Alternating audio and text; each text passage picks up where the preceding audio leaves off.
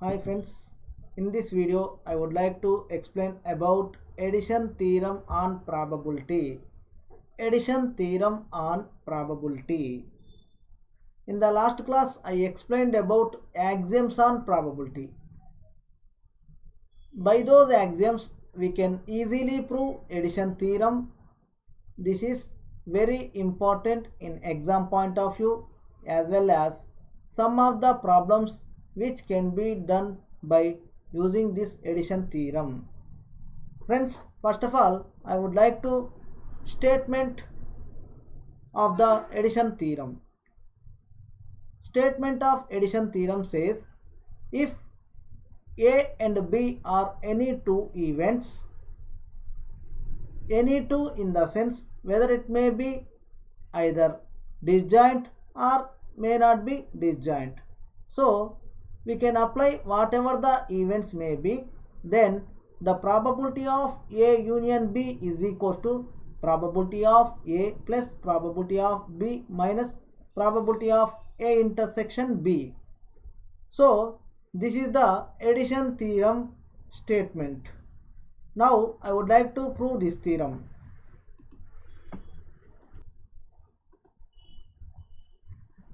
Friends, this is the statement of addition theorem. If A and B are any two events of a sample space S, then probability of A union B is equals to probability of A plus probability of B minus probability of A intersection B. This theorem can be proved by using Venn diagram. See the given Venn diagram. We are known that any sample space S can be split into A intersection B bar, A intersection B and A bar intersection B.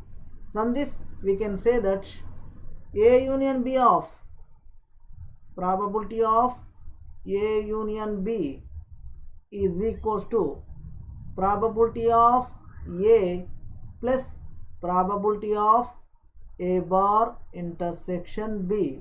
This is by axiom 3 of yesterday's class.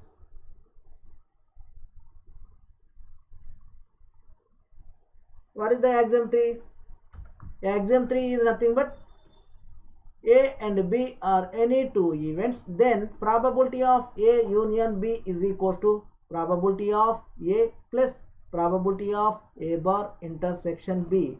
Here if we observe that A and A bar intersection B are two disjoint sets, that's why I am applying axiom 3. Now in the next step I would like to add and subtract something, that is probability of A plus probability of A bar intersection B plus probability of A intersection B minus probability of A intersection B.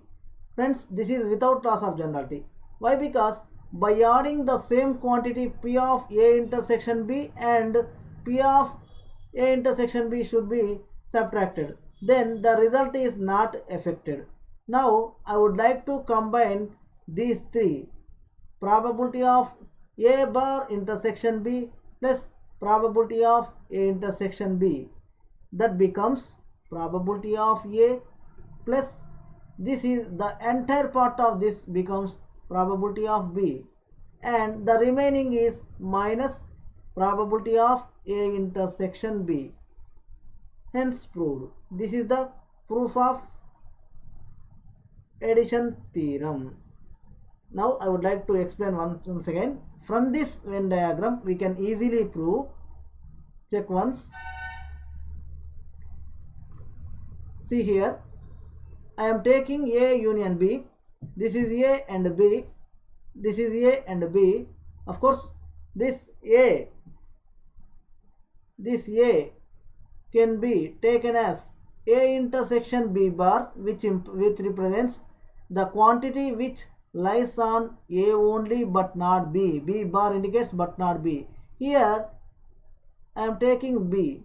This B can be taken as the entire B from excluding A bar.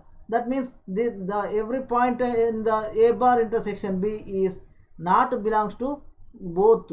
That's why A intersection B bar and A intersection B and A bar intersection B are the entire remaining of entire picture.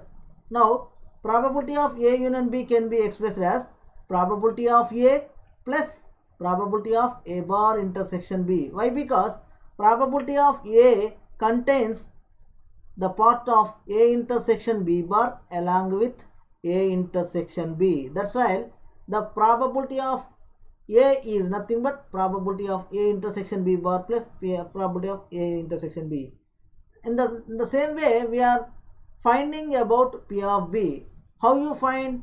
Whenever there is probability of A intersection B which includes probability of A bar intersection B, we will replace that by P of B respectively. So I am replacing the quantity which is probability of A intersection B plus probability of A intersection B is becomes probability of B.